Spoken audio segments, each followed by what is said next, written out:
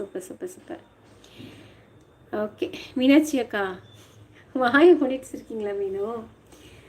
நான் ஒன்று சொல்லுங்களா, கிட்டத்தட்ட 2 மணி நேரம் கிராஸ் பண்ண போகிறான். 19 லைக்ஸ் தான் கொடுத்துருக்கீங்க, என்னென்னு தெரில எனக்கும். சரி,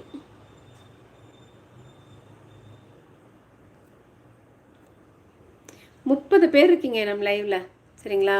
11 பேர் லைக்ஸ் கொடுக்கல, எப்படி இருக்குன்னு யோசிச்சு பாருங்க.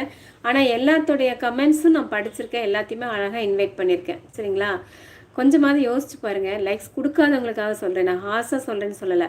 அந்த 11 பேர் ஏன் லைக்ஸ் கொடுக்கலன்னு சொல்லுங்கள். ஓகே, திலாமக்கா சொல்லிருக்கீங்க ஸ்வீட் வீட்டில் இருக்குது தங்கை அப்படிங்களா? ஆனால் அளவாக கொடுங்கக்கா, சரிங்களா? கருப்பட்டி ஸ்வீட்ஸ் வாங்கிக்கோங்க நீங்கள். இந்த ஒயிட் சுகர் ஸ்வீட்ஸ் வந்து வாங்காதீங்க. எனக்கு தொடரும் முக்கியம், லைவ் முக்கியம். எனக்கு என் வேலை முக்கியம், அதுக்கப்புறம் தான் லைவ் முக்கியம். ஆஃபீஸ் முக்கியம், அதுக்கப்புறம் தான் மீனாட்சி முக்கியம்.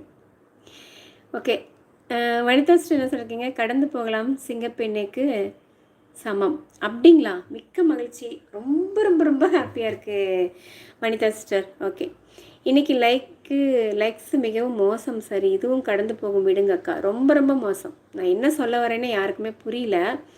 அதாவது லைக்ஸ் கொடுக்கக்கூடாதுன்னு ஏதாவது நீங்கள் மனசில் வச்சுருக்கீங்களா அப்படின்னு புரியல. ஒருத்தருடைய முன்னேற்றம் வந்து உங்களுடைய முன்னேற்றமாக நினச்சி அவங்கள கொஞ்சம் புஷ் பண்ணி விடுங்க, சரிங்களா? அப்போ தான் உங்களை இன்னொருத்தவங்க புஷ் பண்ணுவாங்க. நம்ம என்ன நினைக்கிறோமோ அதை நம்ம லைஃப்பில் தொடர்ந்து வந்துகிட்டே இருக்கும். அந்த ஒரு மனப்பான்மையை எல்லாருமே வளர்த்து